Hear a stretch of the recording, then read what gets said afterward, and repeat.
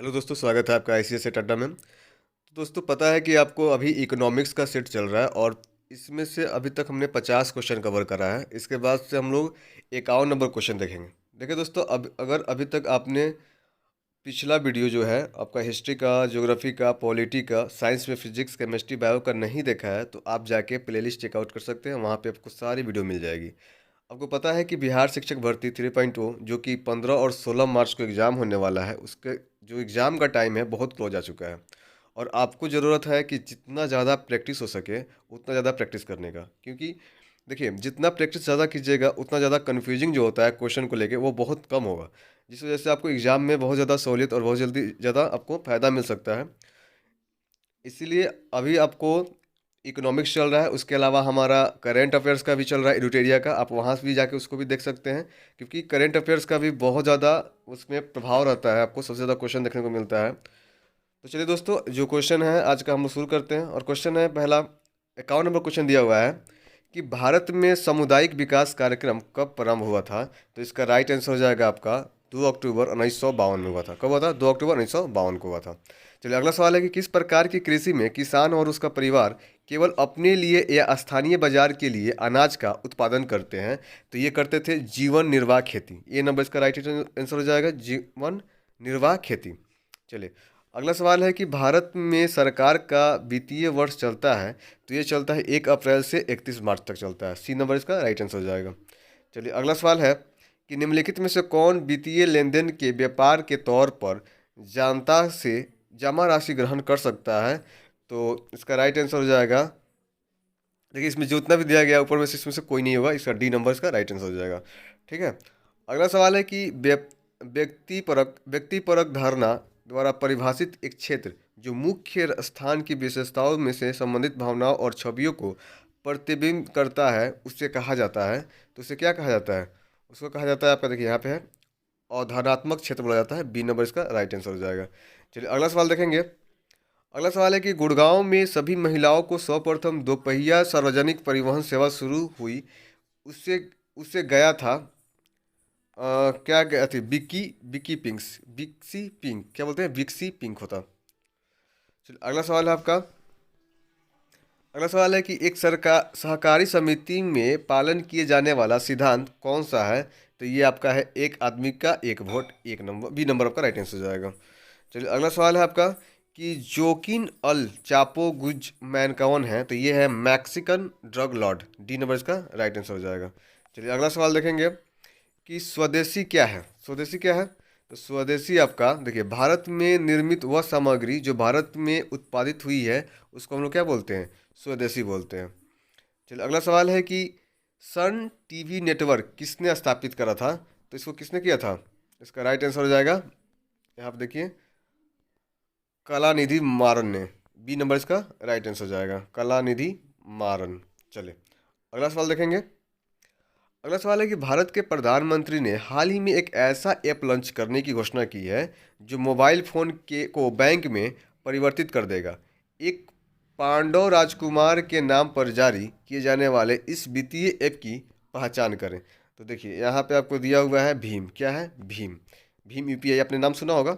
चलिए अगला सवाल है आपका कि किस भारतीय प्रबंधन संस्थान आईआईएम ने मई 2018 में भारत समावेशन पहल की शुरुआत की थी। तो इसका राइट आंसर देखिए यहाँ पे दिया हुआ अहमदाबाद में। किसने करा था? अहमदाबाद ने। चलिए अगला सवाल है कि भारत की सरकारी स्वामित्व वाली गैस उत्पादक कंपनी गेल इंडिया लिमिटेड ने देश का दूसरा सबसे बड़ा रूफटॉप सौर ऊर्जा संयंत्र कहाँ पर स्थापित करने का प्राधिकार प्राप्त कर लिया है। तो इसका राइट आंसर हो जाएगा आपका उत्तर प्रदेश में। कहाँ में? उत्तर प्रदेश में। चलिए अगला सवाल है कि सूची, एक सूची को साथ में मिलाना है। ठीक है। अब देखिए यहाँ पे दिया गया है कि जूट जो है, जूट सबसे ज़्यादा कहाँ पे होता है। तो जूट आपको पता है, जूट की खेती जो होती है कहाँ पे होती है? पश्चिम बंगाल। तो एक का तो 4 नंबर यहाँ पे दिया हुआ है। ठीक है। एक का क्या है? 4 नंबर दिया हुआ है। और चाय की खेती सबसे ज़्यादा कहाँ होती है? तो चाय की खेती आपको पता है, चाय की खेती होती है आपकी असम में। ए का हो जाएगा, बी का हो जाएगा 3 नंबर। गाना सबसे ज़्यादा कहाँ उगाया जाता है? तो गाना जो है आप देखिएगा कि उत्तर प्रदेश जो है उस गाना के मामले में बहुत आगे है। ठीक है। उसके बाद देखिए यहाँ पे रबड़। रबड़ कहाँ पे होता है? केरल में होता है। तो इसका राइट आंसर क्या हो जाएगा आपका? ए नंबर। चलिए अगला सवाल देखेंगे। अगला सवाल है कि नीति आयोग ने किस आयोग का स्थान लिया है? तो योजना आयोग का। किसका लिया है? योजना आयोग का स्थान लिया है। चलिए अगला सवाल है कि भारत में सकल घरेलू उत्पादन की गणना के लिए कौन सा मंत्रालय जिम्मेदार है? तो ये जिम्मेदार है केंद्रीय सांख्यिकी और कार्यक्रम निष्पादन मंत्रालय। इसका डी नंबर आपका राइट आंसर हो जाएगा। चलिए अगला सवाल है कि खाद्य खाद खरपतवार नियंत्रण का हालिया दृष्टिकोण है जो कि अधिकतम प्रयोग किया जाता है। तो इसका राइट आंसर हो जाएगा प्रत्यक्ष धान बीजारोपण में। डी नंबर इसका राइट आंसर हो जाएगा। चलिए अगला सवाल है कि निम्नलिखित में से कौन भारत सरकार की ओर से न्यूनतम समर्थन मूल्य निर्धारित करता है? तो कौन निर्धारित करता है? ये करता है आपका कृषि लागत एवं मूल्य आयोग। इसका राइट आंसर हो जाएगा डी नंबर। चलिए अगला सवाल देखेंगे। अगला सवाल है कि खाद्य भंडारण हेतु जिम्मेदार है? तो भारतीय खाद्य निगम। क्या? भारतीय खाद्य निगम। बी नंबर इसका राइट आंसर हो जाएगा। अगला क्वेश्चन है कि प्रधानमंत्री मुद्रा योजना के तहत इनमें से किस कार्य गतिविधि हेतु ऋण प्रदान करने का प्रावधान है? तो इसका राइट आंसर हो जाएगा आपका गैर कृषि कार्य। बी नंबर इसका राइट आंसर हो जाएगा। चलिए अगला सवाल देखेंगे कि 15वें वित्त आयोग के चेयरमैन कौन है? तो 15वां के जो चेयरमैन है ये है एन के सिंह। कौन है? एन के सिंह। डी नंबर इसका राइट आंसर हो जाएगा। चलिए अगला सवाल देखेंगे कि ESIC कर्मचारी राज्य बीमा निगम अधिनियम पारित हुआ था। तो ये पारित कब हुआ था? 1948 में। कब हुआ था? 1948 में। ए नंबर इसका राइट आंसर हो जाएगा। चलिए अगला सवाल है कि रेलवे बजट को आम बजट में विलय शामिल किया गया है। तो इसका राइट आंसर हो जाएगा आपका 2017-2018। C number. चलिए अगला सवाल है आपका ओ एन जी सी तेल एवं प्राकृतिक गैस आयोग की निगम के रूप में स्थापना कब की गई थी? तो 1956 में। कब किया गया था? 1956 में। इसका राइट आंसर क्या हो जाएगा? डी नंबर हो जाएगा। चलिए अगला सवाल देखेंगे कि दिवाला एवं शोधन अक्षमता कोड को क्रियाशील किया गया।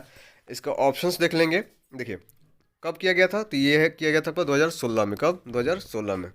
चलिए अगला सवाल है कि किस वार्षिक बजट में अप्रैल 2010 में जीएसटी लागू करने का प्रस्ताव दिया गया था? तो ये आपको डेट याद होगा। कब किया गया था? 2006 से लेकर 7। कब? 2006 से लेकर 7 में प्रस्ताव किया गया था। अगला सवाल है कि वस्तु एवं सेवा कर जीएसटी की 1954 में लागू करने वाला प्रथम देश इनमें से कौन था? तो इसका राइट आंसर हो जाएगा कौन था? फ्रांस था। कौन? फ्रांस। अगला सवाल है कि किस प्रधानमंत्री के नाम से राष्ट्रीय सौर मिशन की शुरुआत की गई थी? तो ये राइट आंसर हो जाएगा जवाहरलाल नेहरू। ए नंबर इसका राइट आंसर है। चलिए अगला सवाल है कि नीति आयोग के तत्वाधान में अटल इनोवेशन मिशन के तहत ACIC अटल सामुदायिक नवाचार केंद्र की स्थापना की गई थी। तो ये कब किया गया था? तो इसका राइट आंसर हो जाएगा 31 जुलाई 2019 को। कितना? 31 जुलाई 2019। चलिए अगला सवाल है कि प्रधानमंत्री सौभाग्य सहज बिजली हर घर योजना शुरुआत की गई थी। तो ये कब किया गया था? तो इसका जो राइट आंसर हो जाएगा आपका कब किया गया था? 2017 में। कब? 2017 में। चलिए अगला सवाल है कि कौशल विकास एवं उद्यमिता नाम की एक नए केंद्रीय मंत्रालय की स्थापना की गई थी। तो कब किया गया था? 2014 में। कब? 2014 में किया गया था। चलिए अगला सवाल है कि औद्योगिक उत्पादन सूचकांक IIP में 8 कोर सेक्टर का संयुक्त भार है कितना है? 40.27% है। इसका राइट आंसर हो जाएगा सी नंबर।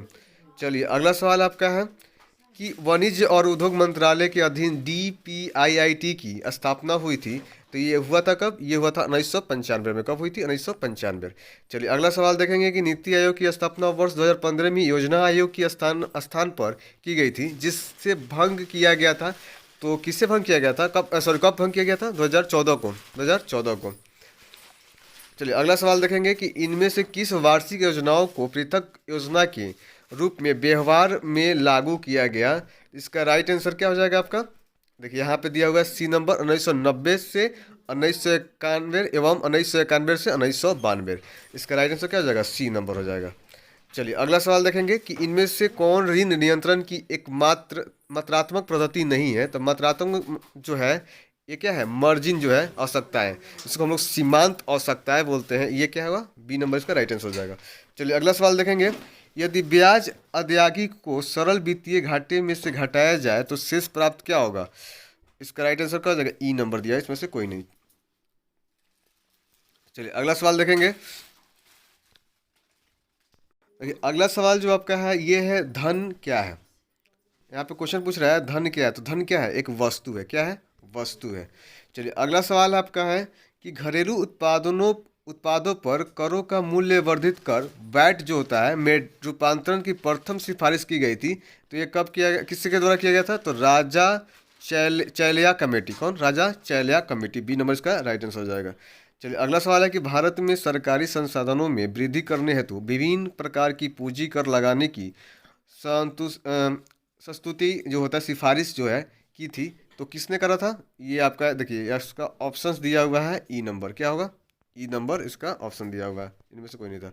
चलिए अगला सवाल है कि मुद्रास्फीति अन्यायपूर्ण है परंतु अस्फीति अनुचित अक्षम्य है, यह किसने कहा था? इसका राइट आंसर हो जाएगा जे एम किन्स ने कहा था। किसने कहा था? जे एम किन्स ने कहा था। चलिए अगला सवाल है कि गांधीवादी योजना का प्रारूप तैयार किया गया एस एन अग्रवाल द्वारा। किसके द्वारा? S N Agarwal. इसका राइट आंसर क्या हो जाएगा? D number. चलिए अगला सवाल है कि भारत के प्रथम कौशल विकास केंद्र का उद्घाटन वर्ष 2014 में किस राज्य में किया गया था? तो इसका राइट आंसर हो जाएगा कहाँ किया गया था? राजस्थान में। कहाँ पे? राजस्थान। अगला सवाल है कि इनमें से किसने भारत के वित्त मंत्री के तौर पर लंबे समय काल के लिए कार्य किया था? तो लंबे समय काल के लिए किसने किया था? पी चिदम्बरम। किसने? पी चिदम्बरम।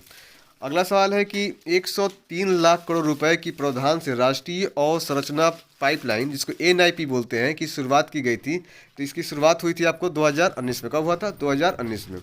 चलिए अगला सवाल देखेंगे।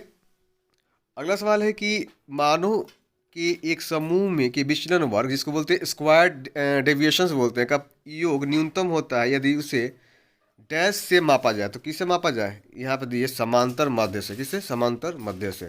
चलिए अगला सवाल है कि ऋण माफी शब्द निम्नलिखित में से किससे संबंधित है? तो ये किससे संबंधित है? ये है कृषि से। किससे है? कृषि से है। चलिए अगला सवाल है कि फरवरी 2018 में उपलब्ध जानकारी के अनुसार प्रधानमंत्री की आर्थिक PMICAC के अध्यक्ष कौन है? तो इसका राइट आंसर क्या हो जाएगा? विवेक देवराय। कौन थे? विवेक देवराय। चलिए अगला सवाल है कि फरवरी 2018 तक JP मॉर्गन इंडिया के मुख्य कार्यकारी अधिकारी जिसको हम CEO कौन है? इसका CEO कौन है? तो इसका राइट आंसर कल्पना मोरपारिया। कौन? कल्पना मोरपारिया है। इसका राइट आंसर ये है। लास्ट इस सेट का लास्ट सवाल है सर्वोदय योजना का प्रस्ताव दिया था। तो ये किसने दिया था? जयप्रकाश नारायण ने दिया था। किसने दिया था? जयप्रकाश नारायण। दोस्तों अभी तक आपने हमारा पिछला वीडियो नहीं देखा है, पिछला सेट नहीं देखा है, जैसे हिस्ट्री का नहीं देखा है, ज्योग्राफी पॉलिटी वगैरह का नहीं देखा है, तो आप जाके प्लेलिस्ट चेकआउट कर सकते हैं। अगर अभी तक ने वीडियो को लाइक नहीं किया तो लाइक कर दें और चैनल को सब्सक्राइब कर लें और बेल आइकन डालना दबाना बिल्कुल ना भूलें। चलिए मिलते हैं अगले वीडियो में। धन्यवाद।